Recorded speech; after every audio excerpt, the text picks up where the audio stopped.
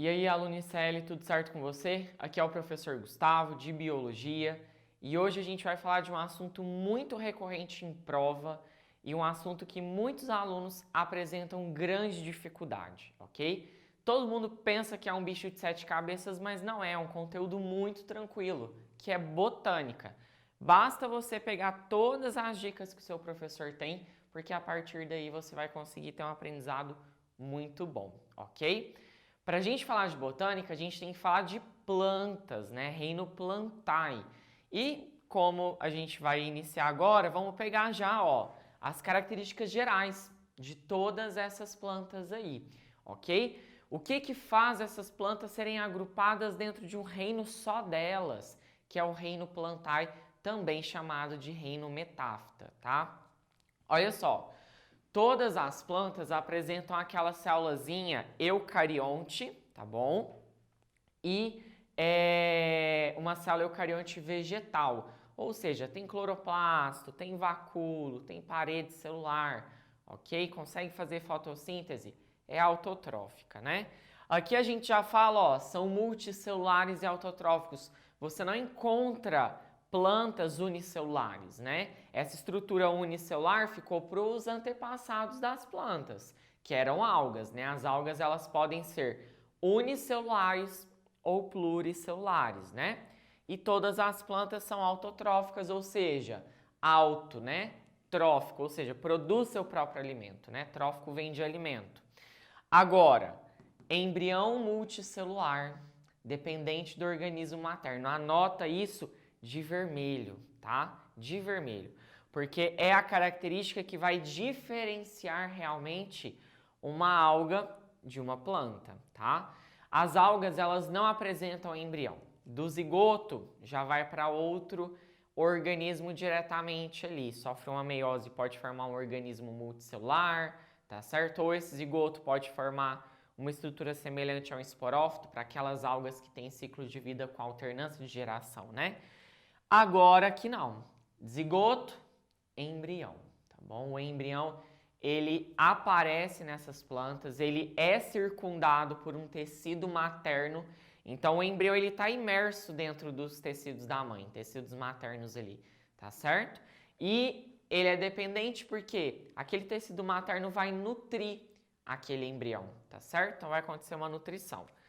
Agora, as plantas, elas apresentam estruturas que nós chamamos de gametângios e esporângios, tá? O que isso quer dizer?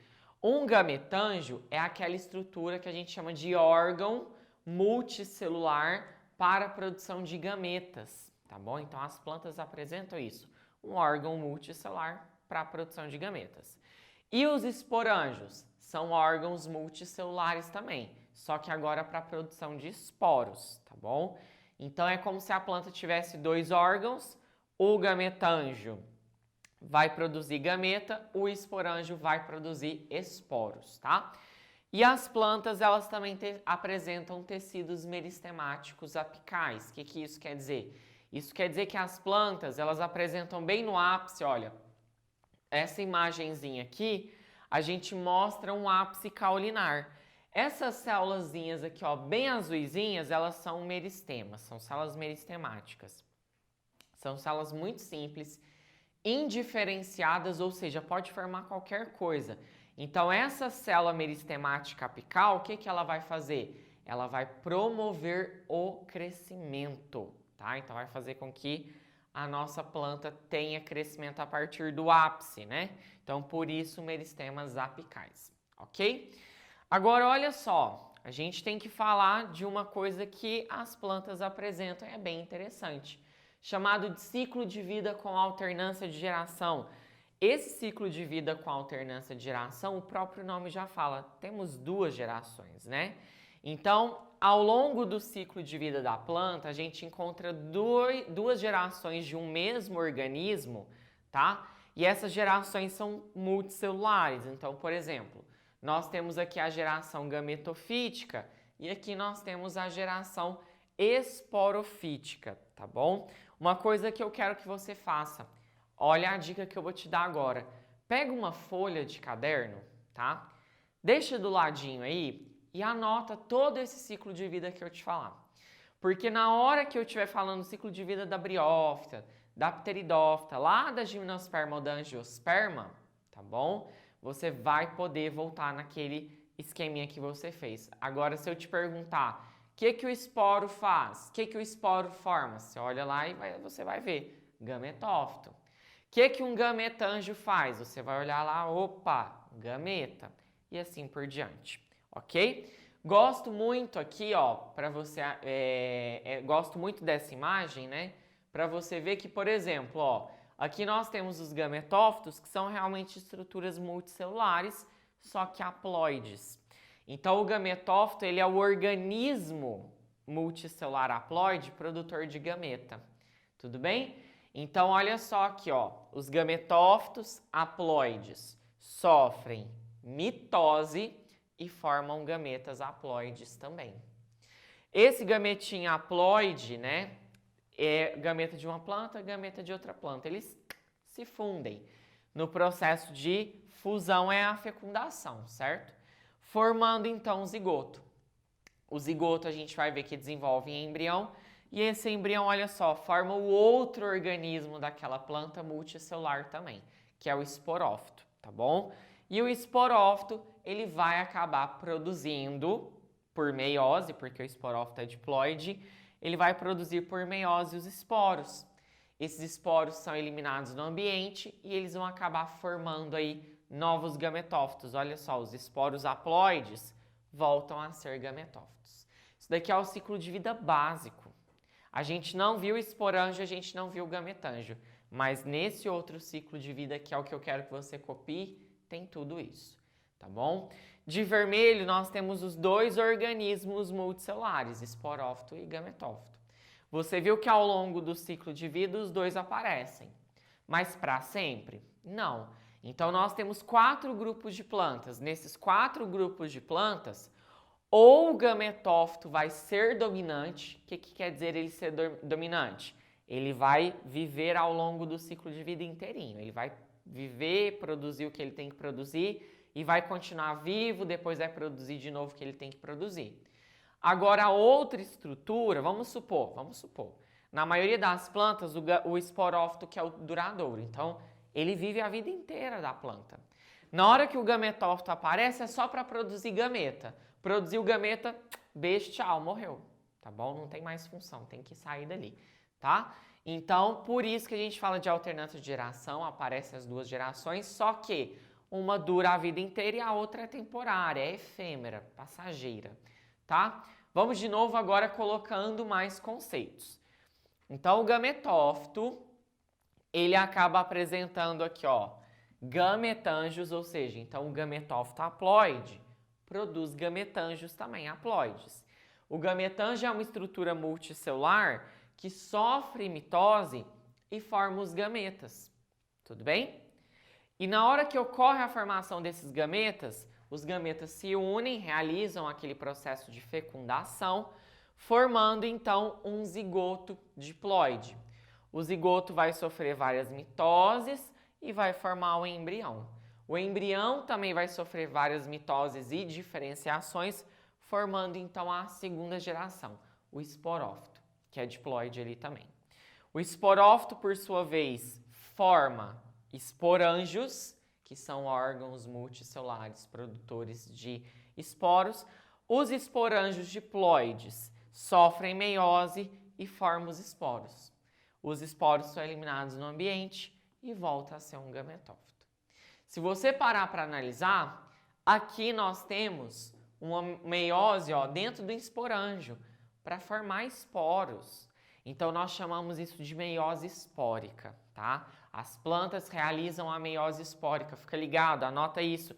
Vários vestibulares gostam de cobrar esse conteúdo, ok? Agora, você dando um print nessa tela ou você anotando, eu prefiro que você anote, tá? Você vai conseguir ter uma visão geral de todo o ciclo dessas plantazinhas aí, tá? O que vai variar, muitas das vezes, é o nome. Então, por exemplo, gametanjos nas briófitas, pteridófitas e gimnosperma tem nome. Nas angiospermas, elas já perderam os gametanjos, tudo bem? Então, vamos lá. Agora a gente tem que pensar, nós temos quatro grupos vegetais. Em cima desses 4 grupos vegetais a gente consegue trabalhar muita coisa. Opa, passei o slide.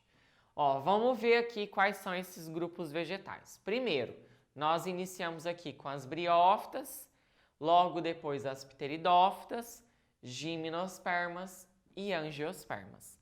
Todos esses 4 grupos, Todos esses 4 grupos, eles apresentam uma característica chamada de embrião. Por apresentar embrião, você vai chamar essa planta de embriófitas. Então, as embriófitas são todas as plantas que apresentam embrião. Tá bom? Então, todas as plantas que apresentam embrião. De briófita até angiosperma. Então, ó, nós temos aqui de exemplos as briófitas, pteridófitas, gimnospermas e angiospermas, tá? Lembra de cladograma que toda vez que eu tenho uma novidade evolutiva surgindo e ela é comum a todos os grupos, essa novidade evolutiva ela tá aqui nesse ramo que serve, essa linha evolutiva que serve para todo mundo. Então, o embrião ele tá bem na base, tá bem abaixo de briófitas, por quê? O embrião ele está presente nas briófitas, nas pteridófitas, nas gimnospermas e nas angiospermas, ok? Agora, logo depois das briófitas, vieram então as pteridófitas, né? Elas têm um ancestral comum, certo? E as pteridófitas, elas têm uma novidade evolutiva que permaneceu, foi tão importante para a evolução das plantas que permaneceu, que são os vasos condutores de seiva, xilema e floema. O xilema é um tecido morto, formado por traqueídes, elementos de vaso ali. São células que apresentam grande quantidade de lignina na sua parede celular. E o xilema em si, ele acaba auxiliando no transporte de água e sais minerais. Agora, o floema ele é um tecido mais externo. Então, ele é um tecido vivo, não tem lignina na sua parede celular. E ele vai auxiliar no transporte de glicose, por exemplo. Então, por conta desses vasos condutores xilema e floema, a gente vai chamar essas plantas de traqueófitas, tá bom? As traqueófitas são todas aquelas plantas, então, que a gente vê que tem vasos condutores. Quem nós temos de exemplo, então, de traqueófitas? Pteridófita, gimnosperma e angiosperma. Essas são as traqueófitas, certo? Agora, olha só, depois das pteridófitas vieram as gimnospermas. E essas plantas, elas apresentam uma novidade evolutiva também, que foi tão importante que permaneceu ao longo da evolução. As angiospermas também têm, que é a presença de semente. Ou seja, agora o embrião dessa planta, ele está dentro de uma semente onde tem uma casca protetora, um tecido nutritivo. Isso é uma vantagem evolutiva muito importante. Então, todas as plantas que apresentam, semente, a gente chama elas de espermatófitas, tá bom? Isso porque elas apresentam semente, certo? Quem são as plantas que apresentam semente, então? São as gimnospermas e as angiospermas, ok? Outra novidade que surgiu aqui também é o tubo polínico, é o grão de pólen com tubo polínico. Por conta disso, essas plantas também podem receber outro nome. Além de espermatófitas, elas podem ser chamadas de sifonógamas, Porque ela apresenta esse tubo polínico. Mas a gente vai falar disso mais pra frente. Depois das gimnospermas veio as angiospermas. Aí foi onde deu um boom na explosão evolutiva aí, onde nós temos um número de espécies, uma biodiversidade muito alta. As angiospermas, elas sim é o grupo mais diverso. Grande parte disso é porque ela teve uma novidade evolutiva que permitiu com que ela coevoluísse, ou seja, evoluísse em conjunto com outro organismo, que são as flores. Então, as flores, elas são muito interessantes para a gente ter um processo aí de coevolução com insetos, porque o inseto ele vai se adaptando também à anatomia da flor para ele conseguir pegar o seu alimento e polinizar essa flor também. Então, por isso que as angiospermas têm uma biodiversidade tão grande. Hoje é o grupo mais diverso que nós temos aí. Só que as angiospermas, elas apresentam uma novidade evolutiva que não é só a flor, mas também o fruto. Então, toda angiosperma ela tem flor e fruto, tá? Por apresentar flor e fruto, a gente não vai dar nome para elas não, tá? Não tem um nome específico. Então, o que eu quero que você saiba? Embriófitas, traqueófitas, espermatófitas. Temos mais dois nomes, que é a criptógamas e as fanerógamas. Qual que é a diferença entre as duas? Qual que vai ser a diferença? Cripto, escondido. Gamos vem de reprodução. Então, as criptógamas, né? Quer dizer que o órgão reprodutivo dela não é muito evidente. É escondidinho, tá guardadinho. Quem são as criptógamas, então? As criptógamas são as briófitas e as pteridófitas. São plantas onde o seu órgão reprodutivo tá muito guardadinho mesmo, ok? Agora, fanerógamas, né? Fanero vem de algo evidente, gamos, reprodução. Então, quer dizer que fanerógamas são as plantas onde o órgão reprodutivo é muito evidente. Então, aqui nós temos as outras, as gimnospermas e as angiospermas. Porque o órgão reprodutivo das gimnospermas é o que a gente já conhece aí sobre a pinha, né? O estróbilo, né? Aquela coisinha da árvore de Natal que você vê. Agora, as angiospermas, qual que é o órgão reprodutivo delas? A flor, ok? Então, quando você está dando flores para alguém, seja para um homem ou para uma mulher, você está dando o órgão reprodutivo daquela planta, tá bom? Porque lá a gente vai ver que todos os processos reprodutivos da planta estão acontecendo. Então, criptógamas, órgãos escondidinhos, você não consegue visualizar muito bem. Fanerógamas, órgãos reprodutivos bem evidentes, a pinha e a flor, né? Você consegue evidenciar muito bem, ok?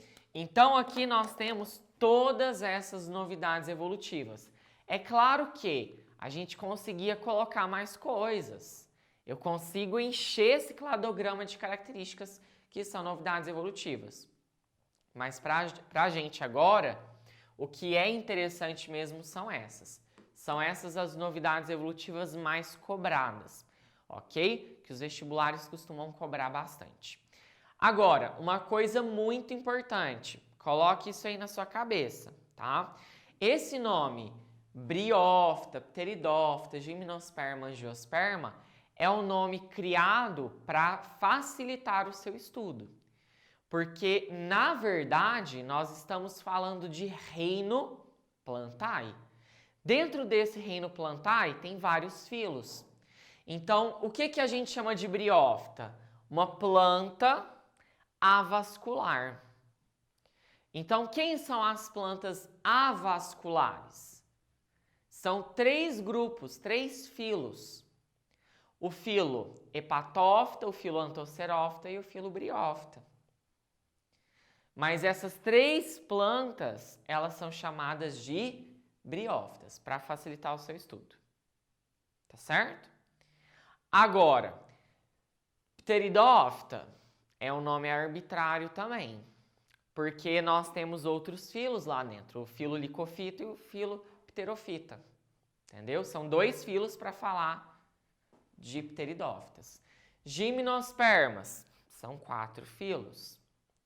Angiosperma é apenas um filo. Então, se você for ver, esses nomes são nomes arbitrários, criados por biólogos para facilitar o seu estudo. Mas ele não tem um peso taxonômico. O peso taxonômico aqui é os filos e o reino. Então, reino Plantae, filo Hepatóphyta, Anthoceróphyta e filo Bryophyta. Tá bom? Filo Licofita, filo Pterofita. Filo Gnetofita, Cicadofita, tá bom? Coniferofita, tá bom? E assim por diante. Então, o peso taxonômico é o reino filo, mas aquilo ali são nomes para facilitar o seu estudo, tá bom? Como se eu pegasse nos animais e falasse assim, vertebrados, certo? Mas vertebrados é um grupo, um nome que eu dei para facilitar o estudo de uma gama muito grande de animais. Porque vertebrado mesmo, nós temos as classes, tá bom? Chondrictis, Sarcopterige, Actinopterige, Dipnoi e assim por diante, tá bom? Ótimo. Então vamos lá. Agora nós iremos falar sobre as briófitas, né? Pegar o primeiro tópicozinho aí, briófita, nossas primeiras plantinhas. Como eu falei para você, olha só, nós temos 3 grupos, 3 filos, tá bom? As hepáticas e os antóceros são, eu acho que as mais diferentonas, né? Primeiro, são plantas, né? As hepáticas e os antóceros, né?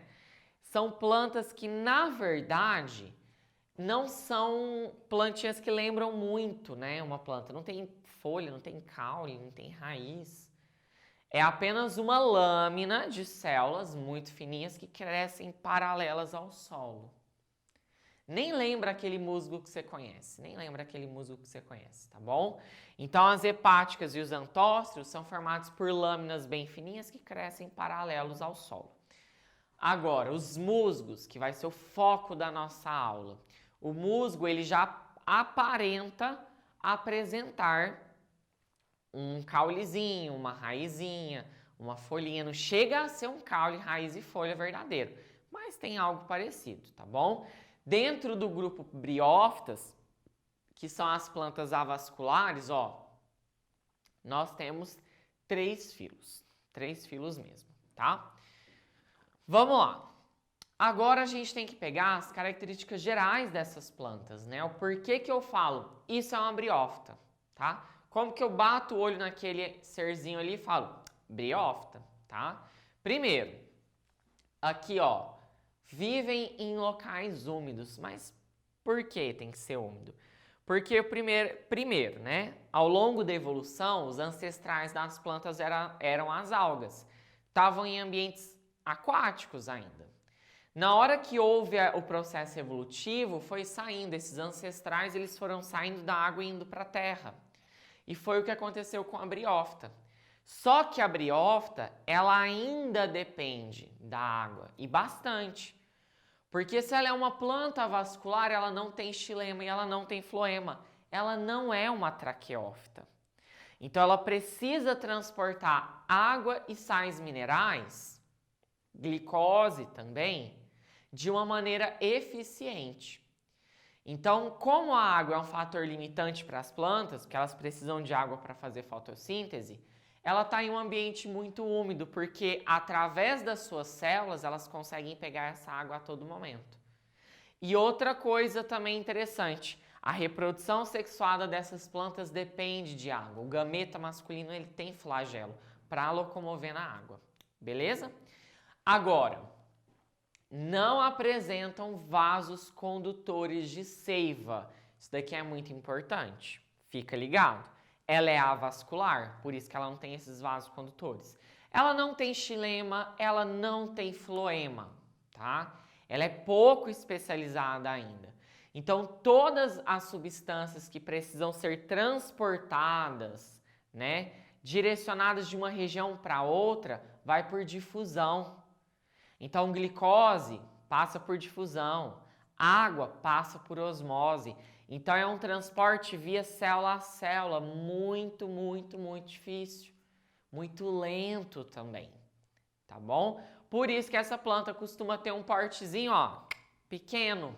Então, ela tem porte pequeno porque se ela fosse muito grande, a água que estava saindo lá da região mais basal dela não ia chegar nas células superiores.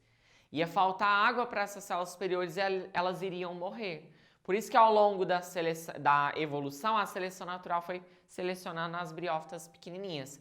E outra coisa, briófita ela não tem uma gama muito grande de tecidos especializados. Ela não tem tecido ainda para sustentar todo o corpinho dela. Então, se ela fosse muito grande, ela ia cair, ela ia tombar. Beleza? Então, as briófitas têm em torno aí, no máximo, né, de 5, 6 centímetros, mais ou menos, tá? Agora, lembra do ciclo de alternância de geração? Nós temos duas geraçõezinhas aí, o esporófito e o gametófito, né? Nós temos duas gerações. O gametófito e o esporófito, a gente via que um deles era dominante e o outro era efêmero, temporário.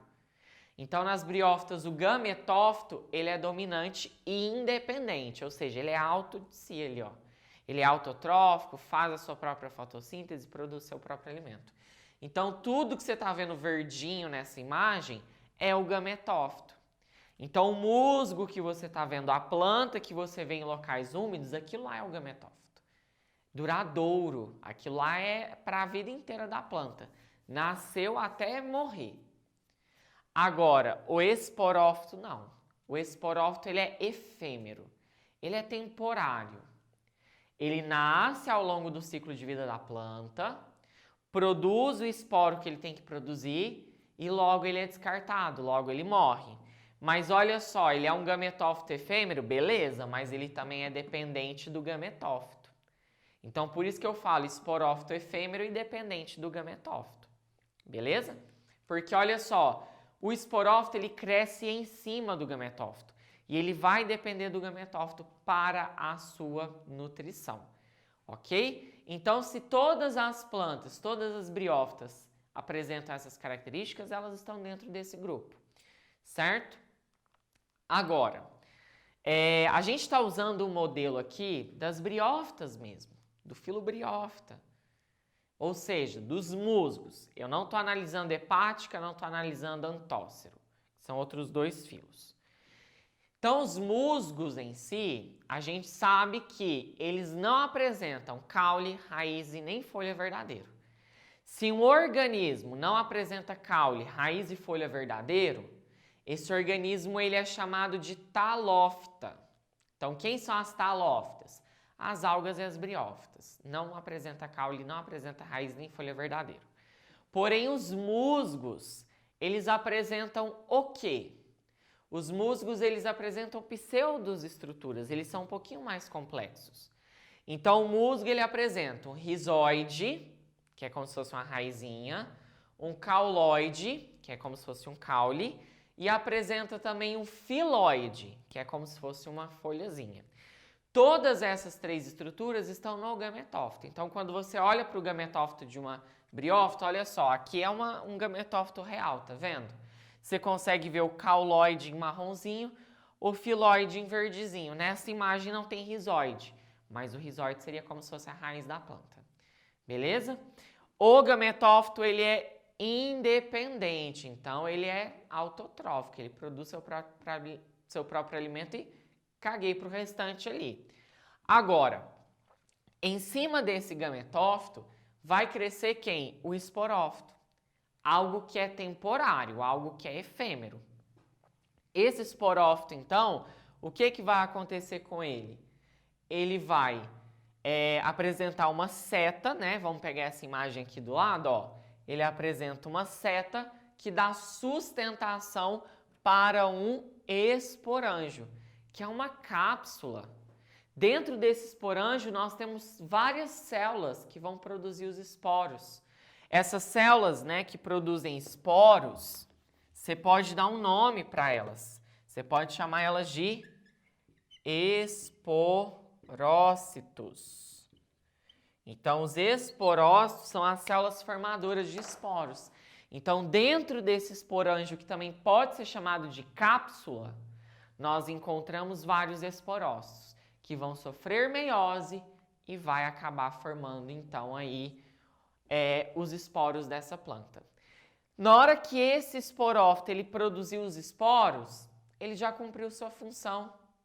Tchau e beijo. Ele vai embora, morre. tá bom? Por isso que eu falo, o gametófito é dominante, o esporófito ele é efêmero, ele é temporário, ok? Então, aqui nós temos mais algumas imagens, tudo em verdinho é gametófito. Agora, essa estruturazinha aqui, ó, é o esporófito, tá vendo? Aqui também, olha só, tudo em verdinho é o gametófito e essa estrutura mais marronzinha, tá vendo? Seria, então, o esporófito em si. Você sempre consegue ver nesse esporófito as cápsulazinhas, os esporângios, tá bom? O esporófito e o gametófito são coisas que você consegue ver a olho nu, tá bom? Você consegue ver direitinho. Na nossa próxima aula, então, na nossa parte 2, a gente vai falar sobre reprodução. Iremos estudar aí a reprodução assexuada e a reprodução sexuada também. Aí a gente inicia o ciclo de vida que vocês provavelmente têm um pouquinho de dificuldade, mas você vai ver que não é um bicho de 7 cabeças, tá bom? Então, te encontro lá. Até a nossa próxima aula.